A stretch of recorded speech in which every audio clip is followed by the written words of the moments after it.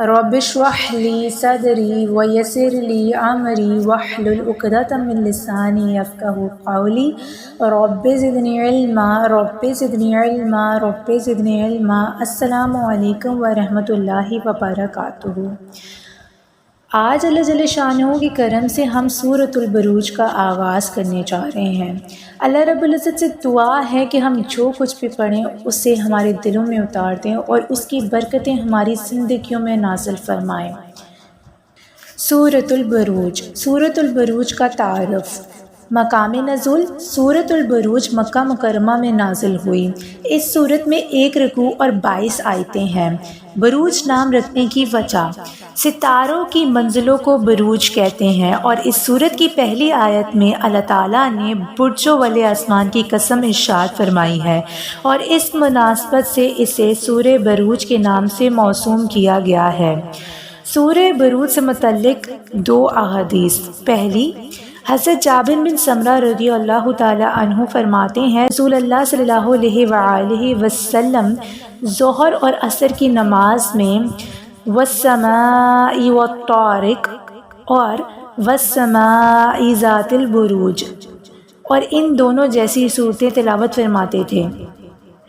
دوسری، حضرت ابو ہریرہ رضی اللہ تعالی عنہ فرماتے ہیں رسول اللہ صلی اللہ علیہ وآلہ وسلم نے حکم دیا کہ عشاء کی نماز میں وہ 4 صورتیں تلاوت کی جائیں جن کے شروع میں آسمان کا ذکر ہے۔ سورہ بروج کے مضامین۔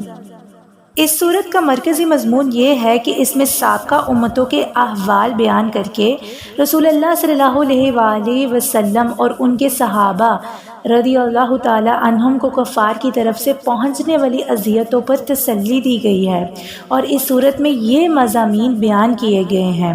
پہلا، اس صورت کی ابتدائی آیات میں آسمان، قیامت کے دن، جمعہ اور عرفہ کے دن کی قسمیں ذکر کر کے فرمایا گیا ہے کہ کفار قریش بھی اسی طرح معلوم ہے جس طرح بھڑکتی آگ والی کھائی والوں پر لعنت کی گئی تھی۔ دوسرا، سابقہ امتوں جیسے اصحاب الاخدود، فرعون، سمود کے واقعات بیان کیے گئے ہیں اور انہی واقعات کے ضمن میں بتایا گیا ہے کہ جنہوں نے مسلمان مردوں اور عورتوں کو آزمائش میں مبتلا کیا اور وہ حالت کفر میں مر گئے تو ان کے لیے جہنم کا عذاب ہے۔ تیسرا، یہ بتایا گیا ہے کہ اللہ تعالیٰ جب کسی ظالم کی پکڑ فرماتا ہے تو اس کی پکڑ بہت شدید ہوتی ہے اور وہ مردوں کو دوبارہ زندہ کرنے پر قدرت رکھتا ہے، توبہ کرنے والوں کو بخشنے والا اور نیک بندوں سے محبت فرمانے والا اور عزت والے عرش کا مالک ہے اور ہمیشہ جو چاہے کرنے والا ہے۔ چوتھا، اس سورت کے آخر میں بتایا گیا ہے کہ کفار مکہ سابقہ امتوں کے انجام سے نصیحت حاصل کرنے کے بجائے نبی صلی اللہ علیہ وآلہ وسلم اور قرآن مجید کو جھٹلانے میں لگے ہوئے ہیں۔ قرآن کو شاعری اور کہانت کی کتاب کہتے ہیں، حالانکہ وہ تو بہت بزرگی والا قرآن ہے اور لوح محفوظ میں لکھا ہوا ہے۔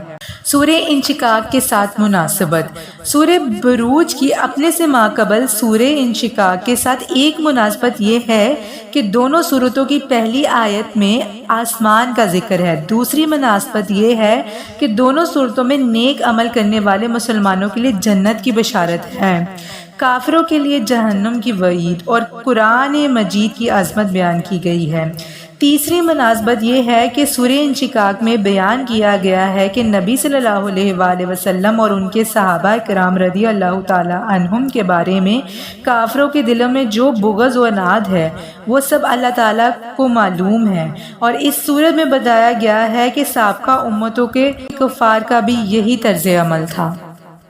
سورہ کا آغاز کرتے ہیں۔ اعوذ باللہ من الشیطان الرجیم، بسم اللہ الرحمن الرحیم۔ والسماء، قسم آسمان، ذات البروج، برجوں والے کی۔ آیت نمبر 1، ترجمہ۔ برجوں والے آسمان کی قسم۔ آسمان میں موجود برجوں کی تعداد 12 ہے اور ان کی قسم اس لیے ارشاد فرمائی گئی کہ ان میں اللہ تعالیٰ کی حکمت کے عجائبات نمودار ہیں، جیسے سورج، چاند اور ستاروں کا ان برج میں ایک معین اندازے پر چلنا اور اس چال میں اختلاف نہ ہونا وغیرہ۔ آیت نمبر 2، والیوم، اور اس دن کی جس دن کا الموعود وعدہ کیا گیا ہے، وشاہد، اور حاضر ہونے والے کی، ومشہود، اور جس میں حاضر ہوتے ہیں۔ ترجمہ: والیوم الموعود، اور اس دن کی جس کا وعدہ ہے۔ اس آیت اور اس کے بعد والی آیت میں جن دنوں کی قسم ارشاد فرمائی گئی ہے، اس کے بارے میں حضرت ابو ہریرہ رضی اللہ تعالیٰ عنہ سے روایت ہے کہ رسول اللہ صلی اللہ علیہ وآلہ وسلم نے ارشاد فرمایا، وعدے کے دن سے قیامت کا دن، حاضر ہونے کے دن سے عرفہ کا دن، اور گواہ کے دن سے جمعہ کا دن مراد ہے۔ چنانچہ اس آیت میں اس کے بعد والی آیت کا خلاصہ یہ ہے کہ قیامت کے اس دن کی قسم جس دن تمام زمین اور آسمان والوں کو جمع کرنے کا وعدہ ہے، اور جمعہ کے اس دن کی قسم جو کہ بندوں کے اعمال کا گواہ ہے، اور عرفہ کے اس دن کی قسم جس میں آدمی اور فرشتے حاضر ہوتے ہیں، وشاہد ومشہود، اور گواہ دن کی اور اس دن کی جس میں لوگ حاضر ہوتے ہیں۔ جیسا کہ اوپر بیان ہوا ہے کہ یہاں گواہ دن سے مراد جمعہ کا دن ہے، اور جس دن میں لوگ اور فرشتے حاضر ہوتے ہیں اس سے عرفہ کا دن مراد ہے۔ اسی مناسبت سے ہم یہاں جمعہ اور عرفہ کے کچھ فضائل پڑھتے ہیں۔ جمعہ اور عرفہ کے دن کے 6 فضائل ہم پڑھیں گے۔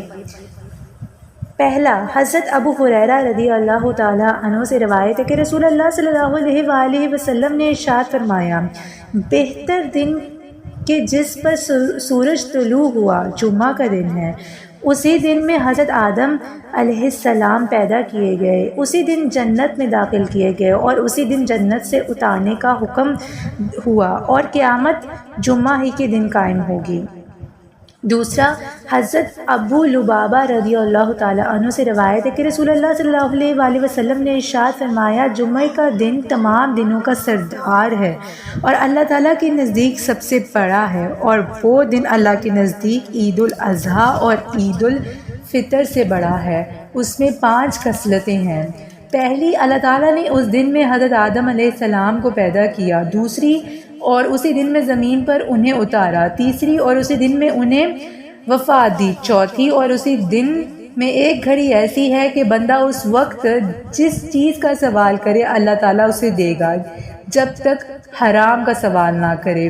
پانچواں، اور اسی دن میں قیامت قائم ہوگی، کوئی مقرب فرشتہ، آسمان، زمین، ہوا، پہاڑ اور دریا ایسا نہیں ہے کہ وہ جمعے کے دن سے ڈرتے نہ ہوں۔